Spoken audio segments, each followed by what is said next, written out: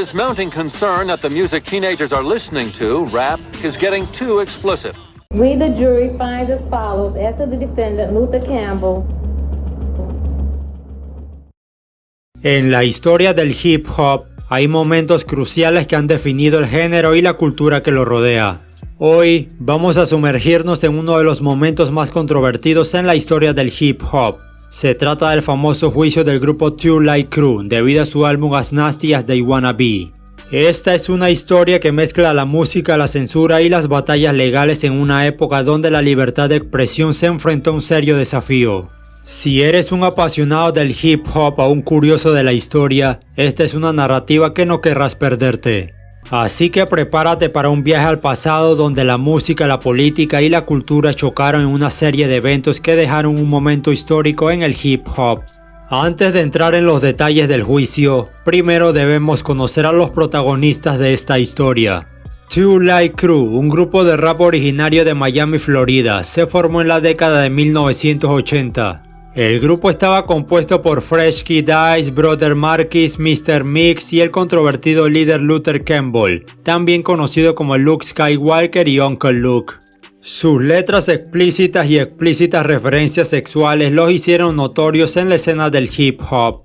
Ahora bien, el 7 de febrero de 1989, Two Live Crew lanzó su tercer álbum, As Nasty As They Wanna Be, un álbum que llevó la explícita lírica del grupo a nuevos extremos. El álbum incluía canciones como Me So Horny entre otras, que eran canciones sexualmente gráficas. El álbum se convirtió en un gran éxito, de hecho, se convirtió en el álbum más exitoso del grupo. El sencillo principal Me So Horny fue la primera canción del grupo en impactar el top 40, alcanzando el puesto 26 en el Billboard Hot 100. El álbum también marcó la primera vez que un grupo de rap sureño vendió 1 millón de álbumes, logrando el estatus de platino. Cuando este álbum salió, resultó ser más exitoso de lo que imaginaron los miembros del grupo. Las letras atrevidas y cómicas hicieron que Two Live Crew dejara de ser solo popular con las personas de color y llegara a un público ajeno a su música.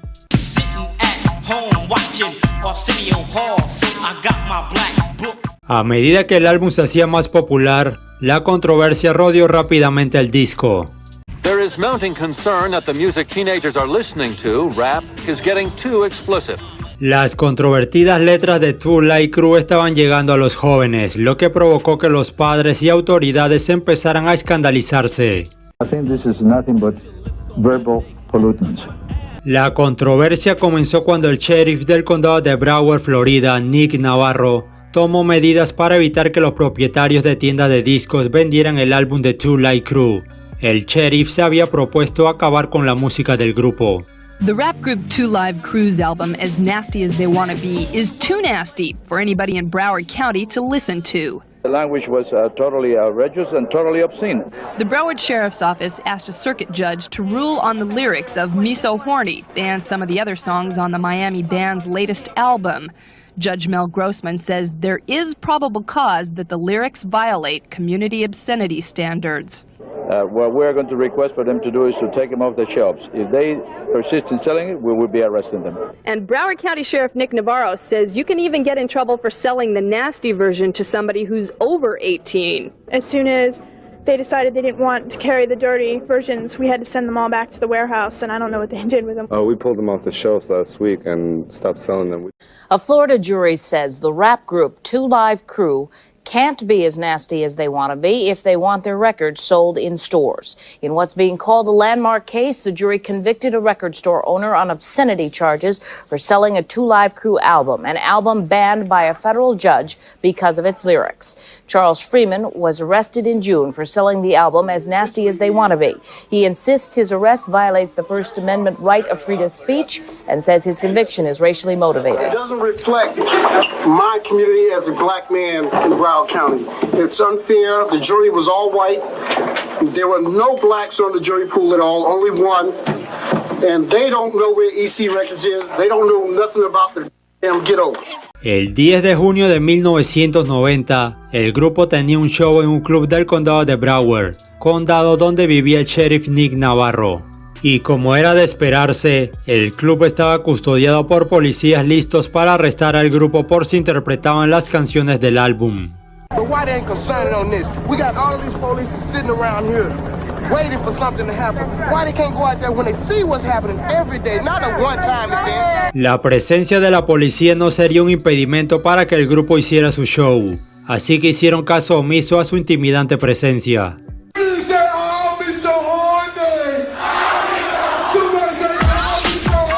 Al terminar el show, 3 de los 4 miembros de Two Live Crew fueron arrestados, y lo que inició como una batalla con el sheriff Navarro se convertiría en una guerra legal.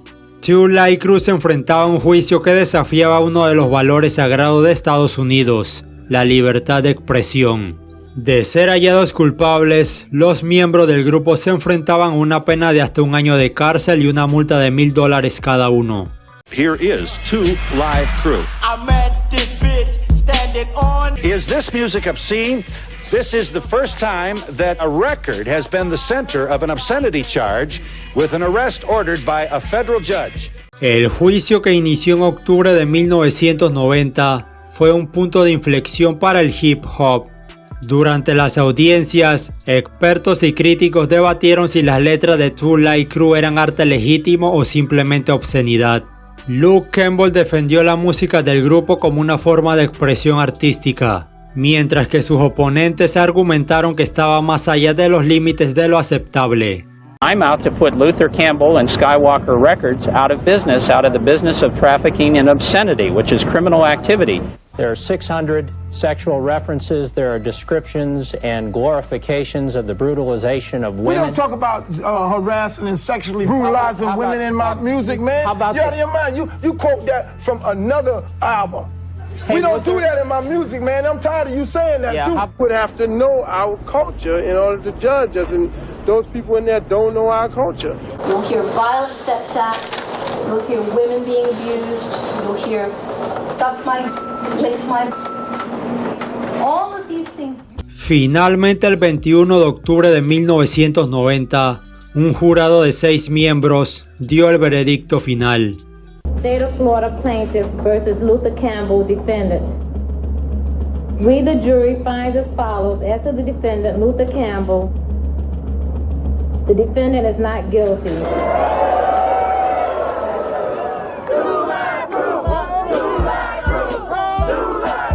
There's a lesson here, I think, for everybody.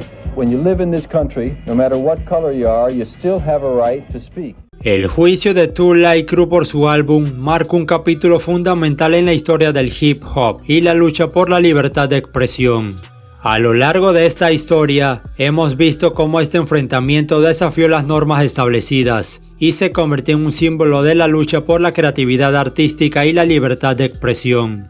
Sin embargo, es lamentable que en ocasiones el líder de Two Live Crew, Luther Campbell, no reciba el crédito que se merece por su valiente enfrentamiento legal. Campbell lideró la resistencia contra la censura y la represión, defendiendo su música y en última instancia la de todos los artistas. Este juicio estableció un precedente importante, protegiendo la música como forma de expresión artística y sentando las bases para la protección de la libertad de expresión en el hip hop y en la música en general.